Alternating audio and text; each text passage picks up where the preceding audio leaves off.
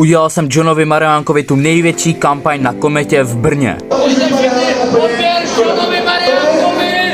Ale úplně to tak nevyšlo. Tento člověk nám vzal plakát a totálně ho zničil. Já se nikdy ale nevzdávám a na dalším zápase jsem na to šel úplně jinak. Tentokrát jsem si nechal vytisknout obří plakát Johna Mariánka, který nejde roztrhat. A konečně mi to vyšlo. A nezapomeňte tady všichni označit Johna Mariánka, protože to chci fakt vyhrát, dalo mi to hodně úsilí. Tady security moc frajer, říkal, že má odběr u Johna a pustil mě dál.